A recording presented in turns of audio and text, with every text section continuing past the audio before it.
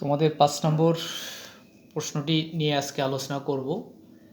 বলা হচ্ছে তোমার স্কুলের একটি দেয়াল রং করার জন্য যদি ১৫ মিটার একটি দেয়াল থেকে ১২ মিটার দূরত্বে স্থাপন করা হয়, তাহলে ভূমি থেকে মইয়ের শীর্ষবিন্দু পর্যন্ত দেয়ালের উচ্চতা নির্ণয় করো। এখানে চিত্রটা দেখলে তোমরা বুঝতে পারবা যে এটা হচ্ছে দেয়াল, এটা হচ্ছে মই। তো এই মই যদি একটা নেও তাহলে এই যে এটা ভূমি, অর্থাৎ এই মাটি থেকে যে দেওয়ালে দেয় এইটা ঠেস দিয়ে আছে, এটা হচ্ছে আমাদের কি মই, এটা হচ্ছে দেয়াল, এটা হচ্ছে বিসি। তাহলে আমাদের এসি হচ্ছে এখানে লম্ব, কার উপর লম্ব? বিসির উপর লম্ব। তাহলে এটা আমাদের কি হচ্ছে? অতিভুজ। এই অতিভুজ সূত্রের মারফত দিয়ে আমরা এই অঙ্কটা করতে পারবো পিথাগোরাসের সূত্র ব্যবহার করে। তাহলে এখানে আমরা যদি দেখি যে চিত্রে তাহলে এখানে চিত্রে কি বলা হচ্ছে? চিত্রে এবিসি একটি সমকোণী ত্রিভুজ। চিত্রে এ বি সি একটি সমকোণী ত্রিভুজ, একটি সমকোণী ত্রিভুজ, সমকোণী ত্রিভুজ। এই সমকোণী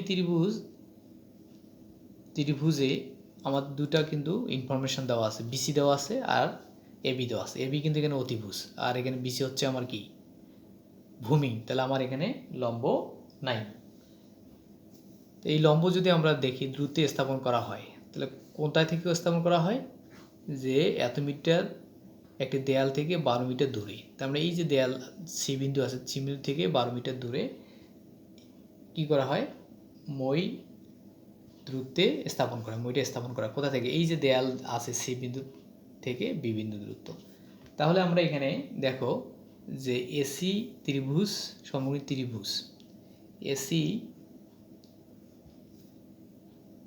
এসি লম্ব হচ্ছে এখানে দেখো, তোমরা জানো এটা লম্ব চিহ্ন। এটা কি চিহ্ন? লম্ব। আমি তারপরে এখানে লিখে দিচ্ছি ব্র্যাকেটে লম্ব চিহ্ন।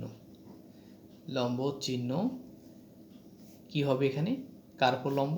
বিসির উপর লম্ব। কে লম্ব? কে লম্ব এখানে? এসি লম্ব। এসি যদি লম্ব হয় তাহলে এবি কি? এবি অতিভুজ। এবি অতিভুজ। তাহলে আমাকে বলা হচ্ছে অতিভুজ। কি বলা হচ্ছে? যে ভূমি থেকে মইয়ের শীর্ষবিন্দু পর্যন্ত, এই যে ভূমি থেকে মইয়ের শীর্ষবিন্দু হচ্ছে কত? এ। এই এসির কি দূরত্ব নির্ণয় করতে বলা হচ্ছে। তাহলে অতএব পিথাগোরাসের উপপাদ্য অনুসারে আমরা পাই, পিথাগোরাসের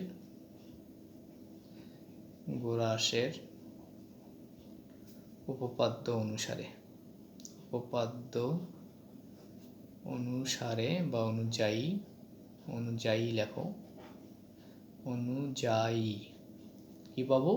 অতিভুজ স্কোয়ার। তার মানে এবি স্কোয়ার সমান বিসি স্কোয়ার, ভূমি স্কোয়ার প্লাস লম্ব এসি স্কোয়ার। এই লম্বের মানটা এখানে নাই। তাহলে এখানে এবি দেয়া আছে এখানে কত? 15, তারপর হচ্ছে এখানে স্কোয়ার, বিসি দেওয়া হচ্ছে 12, তারপর হচ্ছে স্কোয়ার প্লাস এসি স্কোয়ার, বা এটাকে যদি গুণ করা হয় 15 গুণ করলে, নর্মালি গুণ করো, তারপর আমি ক্যালকুলেট ইউজ করতে হচ্ছে 15 গুণন 15, তাহলে কত হবে? তাহলে হচ্ছে আমাদের 225, 225, আর 12 গুণ করলে তো আমরা জানি 144 প্লাস এসি স্কোয়ার। এই এসির মানটা আমরা বের করব। তাহলে এটা বাম পাশে নিয়ে যদি আসি, তাহলে এসি স্কোয়ার সমান 225 মাইনাস হচ্ছে 144।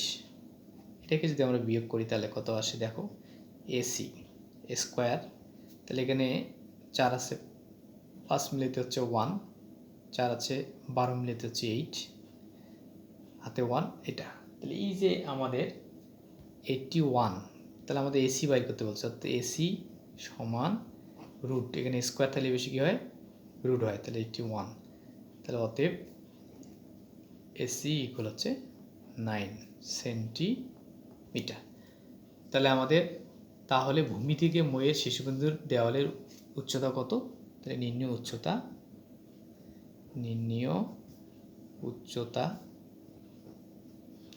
উচ্চতা সমান কত? 9 সেন্টিমিটার। এটা হচ্ছে আমাদের অ্যান্সার। আশা করি তোমরা বুঝতে পেরেছ। আমার ইউটিউব চ্যানেল হচ্ছে yahoo.com জাদুস math. Thank you very much.